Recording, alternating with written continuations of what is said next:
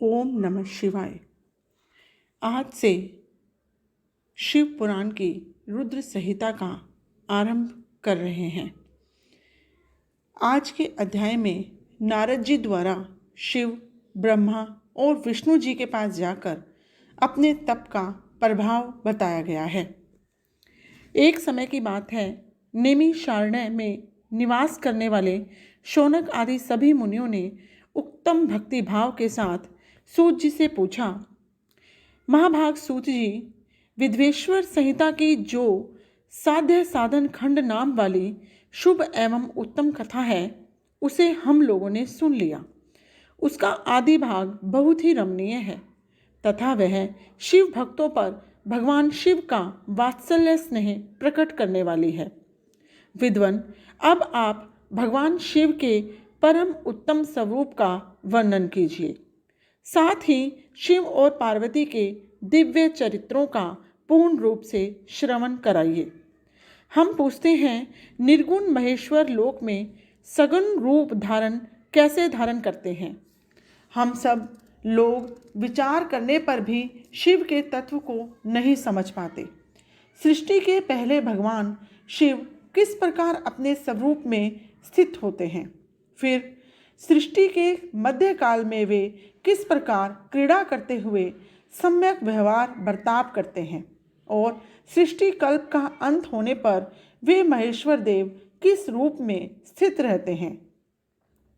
लोक कल्याणकारी शंकर कैसे प्रसन्न होते हैं और प्रसन्न हुए महेश्वर अपने भक्तों तथा दूसरों को कौन सा उत्तम फल प्रदान करते हैं, यह सब हमसे कहिए। हमने सुना है कि भगवान शिव शीघ्र प्रसन्न हो जाते हैं। वे महान दयालु हैं, इसलिए अपने भक्तों का कष्ट नहीं देख सकते। ब्रह्मा, विष्णु और महेश, ये तीन देवता शिव के ही अंग से उत्पन्न हुए हैं। उनके प्राकट्य की कथा तथा उनके विशेष चरित्रों का वर्णन कीजिए। प्रभु, आप उमा के आविर्भाव तथा विवाह की भी कथा कहिए। विशेषतः उनके गृहस्थ धर्म का तथा अन्य लीलाओं का भी वर्णन कीजिए। निष्पाप सूत जी, आपको ये सब तथा दूसरी बातें भी अवश्य कहने चाहिए। सूत जी ने कहा, मुनीश्वरों, आप लोगों ने बड़ी ही उत्तम बात पूछी है। भगवान सदाशिव की कथा में आप लोगों की जो आंतरिक निष्ठा हुई है, इसके लिए आप धन्यवाद के पात्र हैं। ब्राह्मणों, भगवान शंकर का गुणानुवाद सात्विक, राजस और तामस तीनों ही प्रकृति के मनुष्यों को सदा आनंद प्रदान करने वाला है। पशुओं की हिंसा करने वाले निष्ठुर कसाई के सिवा दूसरा कौन पुरुष है उस गुणानुवाद को सुनने से ऊब सकता है।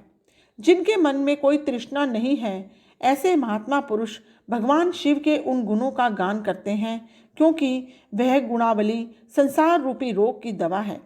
मन तथा कानों को प्रिय लगने वाली और संपूर्ण मनोरथों को देने वाली है। ब्राह्मणों, आप लोगों के प्रश्न के अनुसार मैं यथाबुद्धि प्रयत्नपूर्वक शिवलीला का वर्णन करता हूँ। आप आदरपूर्वक सुने। जैसे आप लोग पूछ रहे हैं, उसी प्रकार देवर्षि नारद ने शिव रूपी भगवान विष्णु से प्रेरित होकर अपने पिता से पूछा था। अपने पुत्र नारद का प्रश्न सुनकर शिव भक्त ब्रह्मा जी का चित्त प्रसन्न हो गया और वे उन मुनि शिरोमणि को हर्ष प्रदान करते हुए प्रेम पूर्वक भगवान शिव के यश का गान करने लगे। एक समय की बात है, मुनि शिरोमणि विप्रवर नारद जी ने, जो ब्रह्मा जी के पुत्र हैं, विनीत चित्त हो तपस्या में मन लगाया। हिमालय पर्वत में कोई एक गुफा थी जो बड़ी शोभा से संपन्न दिखाई देती थी। उसके निकट देव नदी गंगा निरंतर वेग पूर्वक बहती थी। वहाँ एक महान दिव्य आश्रम था जो नाना प्रकार की शोभा से सुशोभित था। दिव्यदर्शी नारद जी की तपस्या करने के लिए उसी आश्रम में गए। उस गुफा को देखकर मुनिवर नारद जी बड़े प्रसन्न हुए और सुदीर्घ काल तक वहाँ तपस्या करते रहे। उनका अंतःकरण शुद्ध था। वे दृढ़तापूर्वक आसन बांधकर मौन हो प्राणायाम पूर्वक समाधि में स्थित हो गए। ब्राह्मणों, उन्होंने वह समाधि लगाई जिसमें ब्रह्म का साक्षात्कार कराने वाला अहम ब्रह्मास्मि यह विज्ञान प्रकट होता है। मुनिवर नारद जी जब इस प्रकार तपस्या करने लगे, उस समय यह समाचार पाकर देवराज इंद्र कांप उठे। वे मानसिक संताप से विह्वल हो गए। ये नारद मुनि मेरा राज्य लेना चाहते थे हैं। मन ही मन ऐसा सोचकर इंद्र ने उनकी तपस्या में विघ्न डालने के लिए प्रयत्न करने की इच्छा की। उस समय देवराज ने अपने मन से कामदेव का स्मरण किया। स्मरण करते ही कामदेव आ गए। महेंद्र ने उन्हें नारद जी की तपस्या में विघ्न डालने का आदेश दिया। यह आज्ञा पाकर कामदेव वसंत को साथ ले बड़े गर्व से उस स्थान पर गए और अपना उपाय करने लगे। उन्होंने वहां शीघ्र ही अपनी सारी कलाएं रच डाली। वसंत ने भी मदमत होकर अपना प्रभाव अनेक प्रकार से प्रकट किया। मुनिवरों, कामदेव और वसंत के अथक प्रयत्न करने पर भी नारद मुनि के चित्त में विकार नहीं उत्पन्न हुआ। महादेव जी के अनुग्रह से उन दोनों का गर्व चूर हो गया। शौनक आदि महर्षियों, ऐसा होने में जो कारण था उसे आदरपूर्वक सुनो। महादेव जी की कृपा से ही नारद मुनि पर कामदेव का कोई प्रभाव नहीं पड़ा।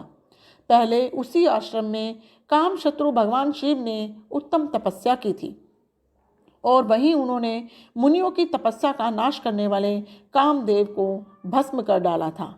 उस समय रति ने कामदेव को पुनः जीवित करने के लिए देवताओं से प्रार्थना की। तब देवताओं ने समस्त लोगों का कल्याण करने वाले भगवान शंकर से याचना की। उनकी याचना करने पर वे बोले, देवताओं, कुछ समय व्यतीत होने के बाद कामदेव जीवित तो हो जाएंगे, परंतु यहाँ उनका कोई उपाय नहीं चल सकेगा।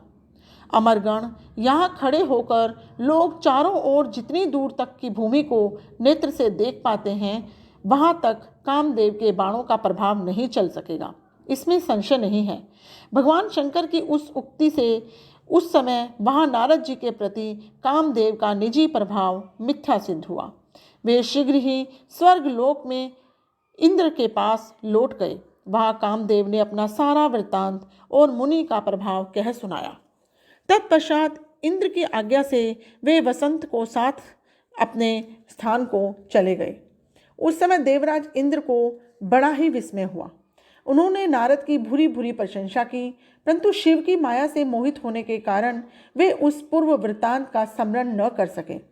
वास्तव में इस संसार के भीतर सभी प्राणियों के लिए शंभु की माया को जानना अत्यंत कठिन है। जिसने भगवान शिव के चरणों में अपने आप को समर्पित कर दिया है, उस भक्त को छोड़कर शेष सारा जगत उनकी माया से मोहित हो जाता है। नारद जी भगवान शंकर की कृपा से वहाँ चिरकाल तक तपस्या में लगे रहे। जब उन्होंने अपनी तपस्या को पूर्ण समझा, तब वे मुनि उससे विरत हो गए। कामदेव पर मेरी विजय हुई, ऐसा मानकर उन मुनीश्वर के मन में व्यर्थ ही गर्व उत्पन्न हो गया। भगवान शिव की माया से मोहित होने के कारण उन्हें यथार्थ बात का ज्ञान ही नहीं रहा।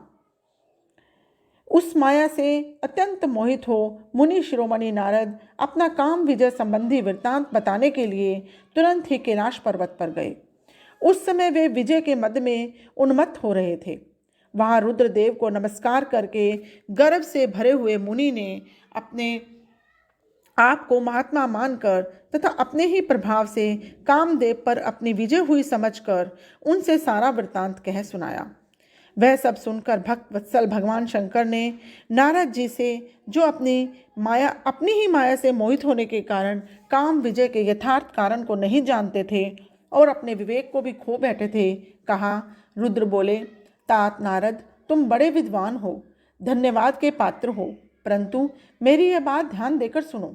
अब से फिर कभी ऐसी बात कभी भी न कहना, विशेषतः भगवान विष्णु के सामने इसकी चर्चा कदापि न करना। तुमने मुझसे अपना जो वृत्तांत बताया है, उसे पूछने पर भी दूसरों के सामने न कहना। यह सिद्धि संबंधी वृत्तांत सर्वथा गुप्त रखने के योग्य है। इसे कभी किसी पर भी प्रकट नहीं करना चाहिए। तुम मुझे विशेष प्रिय हो, इसलिए अधिक जोर देकर मैं तुम्हें यह शिक्षा देता हूँ और इसे न कहने की आज्ञा देता हूँ, क्योंकि तुम भगवान विष्णु के भक्त हो और उनके भक्त होते हुए भी मेरे अत्यंत अनुगामी हो। इस प्रकार बहुत कुछ कहकर संसार की सृष्टि करने वाले भगवान रुद्र ने नारद जी को शिक्षा दी। अपने वृत्तांत को गुप्त रखने के लिए उन्हें समझाया बुझाया, परंतु वे तो शिव की माया से मोहित थे, इसलिए उन्होंने उनकी दी हुई शिक्षा को अपने लिए हितकर नहीं माना। तदंतर मुनि शिरोमणि नारद ब्रह्मलोक में गए। वहाँ ब्रह्मा जी को नमस्कार करके उन्होंने कहा, पिताजी, मैंने अपने तपोबल से कामदेव को जीत लिया है। उनकी यह बात सुनकर ब्रह्मा जी ने भगवान शिव के चरणार विंदों का चिंतन किया और सारा कारण जानकर अपने पुत्र को यह सब कहने से मना किया। परंतु नारद जी शिव की माया से मोहित थे, अतएव उनके चित्त में मद का अंकुर जम गया था, उनकी बुद्धि मारी गई थी। इसलिए नारद जी अपना सारा वृत्तांत भगवान विष्णु के सामने कहने के लिए वहाँ से शीघ्र ही विष्णु लोक में गए। नारद जी को आते हुए देखकर भगवान विष्णु बड़े ही आदर के साथ उठे और शीघ्र ही आगे बढ़कर उन्होंने मुनि को हृदय से लगा लिया। मुनि के आगमन का क्या हेतु है, इसका उन्हें पहले से ही पता था। नारद जी को अपने आसन पर बिठाकर भगवान शिव के चरणार विंदों का चिंतन करके श्री हरि ने उनसे पूछा। भगवान विष्णु बोले, तात, कहाँ से आते हो?